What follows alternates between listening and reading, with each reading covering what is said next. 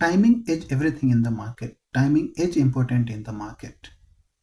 एक इन्वेस्टर के रूप में हमको हमेशा बेहतर टाइम की तलाश करनी चाहिए इन्वेस्टिंग के लिए, ना कि बेस्ट टाइम की, क्योंकि बेस्ट टाइम हमेशा हाइंडसाइड में आता है। Why I'm saying that timing is everything in the market, and please आप इसको मिसअंडरस्टैंड ना करें इस पॉइंट से, जो हमको अभी तक बार बार बताया गया है टीवी चैनलों पे बाय एक्सपर्ट्स कि one should not try to time the market. मतलब आपको बाजार में टाइम नहीं करना चाहिए एंट्री एंड एग्जिट का। ये दो अलग अलग कंसेप्ट्स हैं। टाइमिंग इम्पोर्टेंट है लाइफ में, टाइमिंग इम्पोर्टेंट है मार्केट के इन्वेस्टिंग में, लेकिन जब इसको हम मिसअंडरस्टैंड करते हैं या फिर दो अलग अलग बातों को मिक्स करके देखते हैं कि one should not try to time the market, तो आपको इसको ऐसे समझना चाहिए। जब आपको ये कहा जाता है या आपको सुनने को मिलता है कि one should not try to time the market, वो एक एब्सोल्यूट टर्म में बात कही जाती है। मतलब कि बाजार का टॉप और बॉटम आइडेंटिफाई करने की कोशिश करके उसके बेसिस पे इन्वेस्ट हमको नहीं करना चाहिए या उसका डिसीजन नहीं लेना चाहिए। जो बात मैं कह रहा हूं कि timing is everything in the market, उसका मतलब रिलेटिव कॉन्टेक्स्ट में है। मतलब कि हमको जरूरी नहीं है कि मार्केट के बॉटम पे ही इन्वेस्ट करना है। जरूरी यह है कि मार्केट जब अपने टॉप से रिलेटिवली 10% 15% डाउन हो, तब हमको इन्वेस्टमेंट करना है और उसके बेनिफिट्स लेने हैं। अगर आप ये सोच रहे हैं कि आज के कॉन्टेक्स्ट में जब बाजार निफ्टी अपने टॉप से 15-17% नीचे है, मिड कैप इंडेक्स लगभग 20-22% नीचे है और स्मॉल कैप इंडेक्स उससे भी ज़्यादा नीचे है, और इस सब के वजह से लगभग हर एक म्यूचुअल फंड्स का एनएवी डाउन है 20 से 30%, और आप ये कह सकते हैं 15 से 30% के रेंज में हर एक म्यूचुअल फंड का एनएवी डाउन है।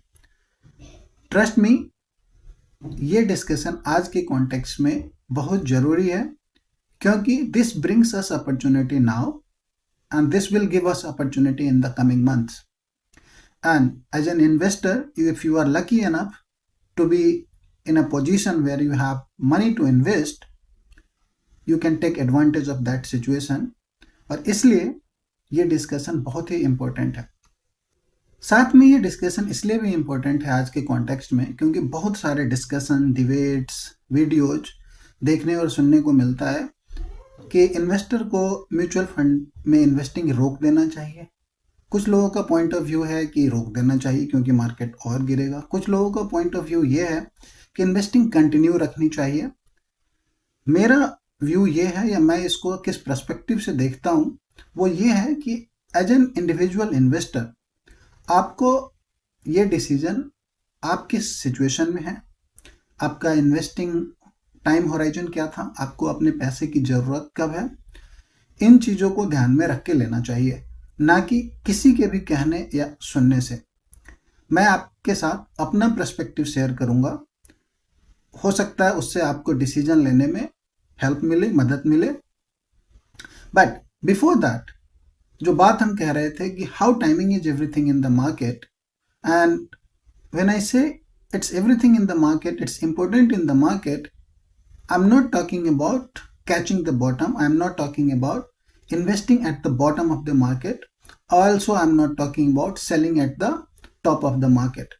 Actually, in relative context, buying at the lower price, that is what I'm talking. Let's discuss this with some examples. अगर आप म्यूचुअल फंड में पिछले 8 साल 10 साल से भी इन्वेस्ट कर रहे हैं, या फिर 5 साल से इन्वेस्ट कर रहे हैं, 2020, 21, 22 में आपने इन्वेस्ट करना शुरू किया है, तो आपके पास खुद के अपने डेटा पॉइंट्स हैं। डेटा पॉइंट्स मतलब आप अगर हर एक महीने इन्वेस्ट करते आ रहे हैं एसआईपी के फॉर्म में, या फिर लमसम अमाउंट आपने इन्वेस्ट किया होगा, तो आपके एनएवी का डेटा आपके पास है। उस डेटा के बेसिस पे आप इस पॉइंट को वैलिडेट कर सकते हैं कि टाइमिंग कैसे इंपॉर्टेंट है। मैं आपके साथ कुछ डेटा पॉइंट शेयर करूंगा, साथ में मैं ये भी शेयर करूंगा कि मैंने पास्ट में किस तरह इस सिचुएशन का फ़ायदा उठाया है, and how I am planning to take the advantage of this situation in coming months or even taking now. So अभी आपके सामने मैंने SBI स्मॉल कैप फंड का एक NAV का चार्ट रखा है 2013 से लेके 2025 करंट टाइम के बीच में। अगर आप प्री कोविड टाइमिंग देखते हैं तो आप देखोगे 2016 से लेके 2018 के बीच में मार्केट ने ये फंड ने काफ़ी अच्छा परफॉर्म किया और 18 से लेके 20 के बीच में एक डाउन ट्रेंड में था और 20 के बाद से लेके अगेन लगभग 22 तक अप ट्रेंड में रहा। यूक्रेन वॉर के टाइम पे नीचे आया और फिर से ऊपर गया और आज के डेट में ये नीचे आ रहा। इस चार्ट को देख के ये समझ में आता है कि वो इन्वेस्टर परसेंटेज टर्म में ज़्यादा पैसा बनाया है। आज के रेट में भी मार्केट इतना जब करेक्ट हो चुका है तभी भी जो इन्वेस्टर ने डाउन ट्रेंड में पैसा लगाया, जब 2018 से लेके 2019-20 के बीच में ये फंड अंडर परफॉर्म कर रहा था या फिर निगेटिव रिटर्न्स दे रहे थे, उस टाइम पे जिन लोगों ने इन्वेस्टिंग कंटिन्यू रखा या फिर सिचुएशन का फ़ायदा उठा के रिलेटिवली ज़्यादा पैसा इन्वेस्ट किया, वो इन्वेस्टर आज के डेट में भी ज़्यादा बेनिफिट में है, उनको परसेंटेज रिटर्न ज़्यादा मिला है। ना कि वो इन्वेस्टर जो कि कोविड के बाद जो रैली हुई उसमें बहुत ज़्यादा पार्टिसिपेट किया या फिर यूक्रेन वॉर के बाद जो रैली हुई उसमें पार्टिसिपेट किया। यस, उस इन्वेस्टर ने भी पैसे बनाए हैं, लेकिन अगर आप परसेंटेज टर्म में देखोगे तो उस इन्वेस्टर ने ज़्यादा पैसे बनाए हैं जिसने डाउन टर्न, जब ये फंड नहीं परफॉर्म कर रहा था, डाउन ट्रेंड में था, उस समय पार्टिसिपेट किया है। अगर आप वैसे इन्वेस्टर है जिसने कोविड के बाद मार्केट में पार्टिसिपेट किया है तो उसी SBI स्मॉल कैप फंड का ये चार्ट देखिए। कोविड के डाउन ट्रेंड, उसके बाद रशिया यूक्रेन वॉर, उसके बाद इलेक्शन, इंडिया इलेक्शन के अनसर्टेनिटी के चक्कर में जब बाजार नीचे डाउन ट्रेंड में था, उस समय जिन लोगों ने अपना इन्वेस्टमेंट कंटिन्यू रखा या फिर ज़्यादा पैसे इन्वेस्ट किए, आपको ये चार्ट देख के समझ में आ रहा होगा कि उन लोगों ने रिलेटिवली ज़्यादा पैसा बनाया। ये एक फंड की बात नहीं है। अभी आप ये पराग पारिक का फ्लेक्सी कैप फंड देखिए, वो स्मॉल कैप फंड था, ये फ्लेक्सी कैप फंड था। इस चार्ट को भी देख के आपको यही चीज़ समझ में आएगा कि कब बेहतर टाइम था मार्केट में पैसे लगाने का, चाहे वो कोविड के डाउनफॉल में था या फिर यूक्रेन वॉर के टाइम जो मार्केट में करेक्शन आया था उस टाइम पे था। तीसरा चार्ट आपके सामने ये है मिराई एसेट का मिड कैप फंड। सो मैंने एक स्मॉल कैप फंड लिया, मैंने एक फ्लेक्सी कैप फंड लिया और ये एक मिड कैप फंड है। सेम चीज रिपीट हो रही है across the market cap, across the fund house. Yes, slightly here and there, up and down, किसी का रिटर्न 1% ज़्यादा होगा, किसी का 1% कम होगा, लेकिन जो पॉइंट हम यहाँ पे रखने की कोशिश कर रहे हैं वो ये है कि आपको डाउन ट्रेंड में पार्टिसिपेट करने पे ज़्यादा रिटर्न बनता है, ना कि अप ट्रेंड में पार्टिसिपेट करने पे। So across different market caps, whether it's a small cap, mid cap, large cap और फ्लेक्सी कैप, आपने देखा कि जब मार्केट डाउन ट्रेंड में था, मार्केट गिर रहा था, उस समय जो पैसे इन्वेस्ट किए गए हैं उस पैसे पे परसेंटेज वाइज रिटर्न आज के डेट में भी ज़्यादा है। And this is what I mean when I say timing is important, timing is everything in the market. So money invested when market is in downturn, market is falling, gives you more return. Not कि जब आप market up trend में हो, market ऊपर जा रहा हो, जहाँ पे हर कोई बाजार में और पैसे इन्वेस्ट करने की बात करता है, उस समय इन्वेस्ट किया हुआ पैसा। सो आप अपने भी इन्वेस्टमेंट के NAV हिस्ट्री को देखेंगे। आप अगर चार्ट के फॉर्म में नहीं प्लॉट कर सकते हैं, केवल आप मैथमेटिकल कैलकुलेशन करके देखें परसेंटेज वाइज। अगर आप SIP करते हैं तो प्री कोविड से इन्वेस्टमेंट करते आ रहे हैं, तो कोविड के टाइम पे जो आपको NAV मिला था, उस NAV का रेट और आज के रेट को परसेंटेज कंपेयर करें, कंपेयर टू जो कोविड के बाद रैली हुई या यूक्रेन वॉर जब स्टार्ट हुआ उसके बाद रैली हुई, उस NAV पे जो परसेंटेज रिटर्न मिला है आपको कैलकुलेशन में ये चीज़ बहुत ही क्लियरली रिफ्लेक्ट होगा, इवन आपके डेटा में भी, कि जब जब मार्केट डाउनफॉल में आपकी एसआईपी हुई है या फिर आपने लमसम इन्वेस्टमेंट किया है, तो आपको रिटर्न ज़्यादा मिले हैं कंपेयर टू तब जब मार्केट अप ट्रेंड में था। Now let's come to the point कि whether one should continue investing और one should stop investing in the current market situation when market is not performing. In fact, it's going down and it's going down every day. कोई भी market participant जो market में 10 साल 15 साल से है, उसका ऑनेस्ट ओपिनियन इस सिचुएशन में जब मार्केट गिर रहा है वो यही होगा कि वो नहीं जानता है कि बॉटम कहाँ बनेगा, और टॉप बन गया ये कोई हर कोई बोल सकता है क्योंकि अब वो पास्ट हो चुका है, हाइंडसाइड में कोई भी बात कर सकता है, लेकिन बॉटम कहाँ बनेगा ये किसी को नहीं पता। तो ऑनेस्ट ओपिनियन तो यही है। अब अगर एज एन इन्वेस्टर आप आज के एनएवी से 20% 30% ऊपर इन्वेस्ट करने को रेडी थे, इन्वेस्टमेंट कंटिन्यू कर रखने को रेडी थे, तो आज जब आपको 20% 30% चीपर यूनिट्स मिल रहे हैं म्यूचुअल फंड के, तो आप क्यों इन्वेस्टमेंट नहीं करेंगे? यस, अग्री कि ये फिलॉसफी, ये थ्योरी हर किसी के लिए एप्लीकेबल नहीं होता है, क्योंकि हर किसी की नीड अलग है, हर किसी की इनफ्लो ऑफ मनी अलग अलग है।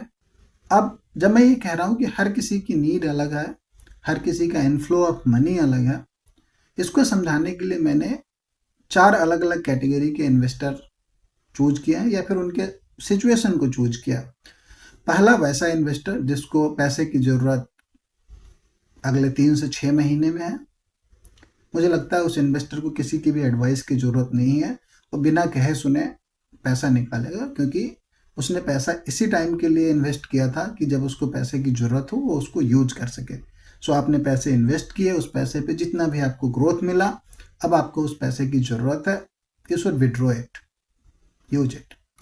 दूसरा वैसा इन्वेस्टर जिसको पैसे की ज़रूरत 2 से 3 साल में, वो म्यूचुअल फंड में इन्वेस्ट करता आ रहा है, वो शायद ये डिसीजन ले कि नहीं मुझे इन्वेस्टमेंट रोक देना चाहिए, लेकिन क्या उसको जो पैसा इन्वेस्ट किया हुआ है उस पैसे को निकाल लेना चाहिए?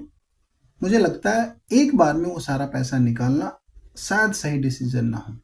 अगर इसको पैसा निकालना ही है तो अगले 1 से 1.5 साल में मे बी हर एक क्वार्टर में आप 20% 30% पैसा निकालना शुरू करें, तो आपको शायद वो एडवांटेज मिले कि अगर मार्केट टर्न होता है तो ठीक है, जो आपके ऑलरेडी बचे हुए पैसे हैं उस पैसे पे रिटर्न शायद थोड़ा आपको बेहतर मिलेगा, तो आप इसको एवरेज आउट कर सकते हैं। तीसरा कैटेगरी वैसे इन्वेस्टर का है जिसको अगले 5 साल 7 साल 10 साल में पैसे की ज़रूरत नहीं है, and he or she is lucky enough that he has got inflow of money to continue investing or even invest more। तो अगर पैसे आ रहे हैं, आपको पैसे की ज़रूरत नहीं है अभी, तो किसी के सुनने कहने से आपको अपना इन्वेस्टमेंट ना तो रोकना चाहिए ना ही पैसा निकालना चाहिए, क्योंकि जो बात हम शुरू में कर रहे थे कि टाइमिंग इज़ इम्पोर्टेंट। आपको 20%, 25%, 30% चीपर यूनिट्स मिल रहे हैं म्यूचुअल फंड के, आप क्यों अपने इन्वेस्टमेंट को रोकेंगे? क्या आप अभी उसको रोक के उस समय बाई करना चाहेंगे जब ये आज के रेट से 20-25% ऊपर के रेट में आपको मिले, या फिर आप तब बाई करना चाहेंगे जब आपको टॉप से 20-25-30% नीचे मिल रहा है? सो अगर आप लकी एनफ हैं कि आपके पास इनफ्लो ऑफ मनी है, आप इन्वेस्टमेंट कंटिन्यू कर सकते हैं, then you should continue and you know the logic why you should continue. आपने चार्ट के फॉर्म में वो डेटा देखे हैं कि अगर 5-7 साल का होराइजन है तो कोई भी टाइम पीरियड ऐसा नहीं दिखा है across the mutual fund house जहाँ पे कि वो आपका इन्वेस्ट किया हुआ पैसा ने आपको रिलेटिवली बेहतर रिटर्न नहीं दिया हो। फोर्थ कैटेगरी ऑफ इन्वेस्टर वो है जो कि पैसे की ज़रूरत जिसको 5-7 साल 10 साल में है, इमीडिएट नहीं है, लेकिन वो पैसा और पैसा इन्वेस्ट नहीं कर सकता। तभी भी मुझे लगता है कि निकालने का जो डिसीजन होगा वो शायद बेहतर डिसीजन नहीं होगा पैसे का। One should hold on that investment, और जब आपको पैसे की जरूरत हो उससे लगभग 1-1.5 साल पहले you should think about withdrawing the money. तब नहीं, जब आपको जरूरत हो बिल्कुल उस समय आपको लगभग 1-1.5 साल पहले पैसा निकालने के बारे में सोचना चाहिए। एंड धीरे धीरे मे बी क्वार्टरली बेसिस पे, जैसे मैंने अभी कहा, आपको पैसा निकालना चाहिए, ना कि एकदम से। और आज के सिचुएशन में तो बिल्कुल भी नहीं निकालना चाहिए। अगर आपको पैसे की ज़रूरत नहीं है तो कोई डरने की ज़रूरत नहीं है। आपने हिस्टोरिकल डेटा देखे हैं, मैंने जो चार्ट्स आपको दिखाए हैं, आपके खुद के पास जो म्यूचुअल फंड है आप उसके चार्ट्स देखिए, आप अपने एनएवी पे परसेंटेज कैलकुलेशन करके देखिए कि क्या हुआ था, आपके पिछले इन्वेस्टमेंट पे कितना रिटर्न आपको मिल रहा है। और हिस्ट्री ये सजेस्ट कर रही है अपने को कि अगर आप होल्ड करके रखेंगे करंट इन्वेस्टमेंट को, आपके पास पैसा और इन्वेस्टमेंट करने को नहीं है, तो आप बेहतर रिटर्न बनाएंगे कंपेयर टू कि आप डर के अगर अभी निकाल लेते हैं पैसा तो। और यहीं पे कंसेप्ट आता है कि timing is everything in the market. हम टॉप और बॉटम कैच करने की बात नहीं कर रहे, टॉप और बॉटम पे इन्वेस्टमेंट करने की बात नहीं कर रहे हैं, बॉटम पे इन्वेस्ट करके टॉप पे निकालने की बात नहीं कर रहे हैं। हम उस सिचुएशन का फ़ायदा उठाने की बात कर रहे हैं जब हमको रिलेटिवली सस्ता म्यूचुअल फंड यूनिट्स मिल रहा है, और मैं उस सिचुएशन में हूँ जहाँ पे मैं इस फॉलिंग मार्केट का बेनिफिट्स ले पा रहा हूँ, ले सकता हूँ, पास्ट में भी मैंने लिया है। देन मैं इन्वेस्टमेंट एक्सेलरेशन का कंसेप्ट फॉलो करता हूँ। जब मार्केट ऊपर जा रहा होता है तो मेरी जो भी हर एक मंथ म्यूचुअल फंड में इन्वेस्टमेंट का रास्ता है, उसके थ्रू जो मैं इन्वेस्ट करता हूँ उस इन्वेस्टमेंट को मैं मॉडरेट करके रखता हूँ। सो 100% के बजाय मैं 75% इन्वेस्टमेंट करता हूँ। और अगर मुझे करेक्शन मिलता है, स्मॉल करेक्शन, तो बचे हुए 25% प्लस उस महीने के बाकी पैसे को इन्वेस्ट करता हूँ। इस तरह के सिचुएशन में जहाँ पे 25-30% नीचे है फंड्स, वहाँ पे मैं अगले 1 साल में जितना पैसा इन्वेस्ट कर सकता हूँ उसको शायद 6 महीने में इन्वेस्ट करूँगा। और अगर उसको कवर अप मुझे करना है तो अब मार्केट बढ़ने लगेगा तो शायद मैं इन्वेस्टमेंट को थोड़े टाइम के लिए पॉज कर दूंगा, या फिर कट करके 25% ही इन्वेस्ट करूंगा। तो ऐसे आप सिचुएशन का फ़ायदा उठा सकते हैं, फॉलिंग मार्केट का फ़ायदा उठा सकते हैं। फॉलिंग मार्केट में केवल डर के रिडम्पशन करने का ही प्लान नहीं होना चाहिए। अगर आप उस फाइनेंशियल सिचुएशन में हैं कि आप बेनिफिट्स उठा सकते हैं, तो आपको कुछ इस तरह प्लान करके, जैसे भी आपके सिचुएशन में वर्कआउट करता है, आपको फ़ायदा उठाने का कोशिश करना चाहिए। सो नाउ यू नो कि कैसे टाइमिंग इम्पोर्टेंट है, ना कि चढ़ते हुए बाजार में इन्वेस्टमेंट करने का टाइमिंग इम्पोर्टेंट है, बल्कि गिरते हुए बाजार में इन्वेस्टमेंट को एक्सेलरेट करने के पर्सपेक्टिव से टाइमिंग इम्पोर्टेंट है। And yes, it is not about one should try to catch the top of market or one should try to catch the bottom of market. Thank you so much for watching. Please subscribe to my channel, share your comments and feedbacks. Thank you so much.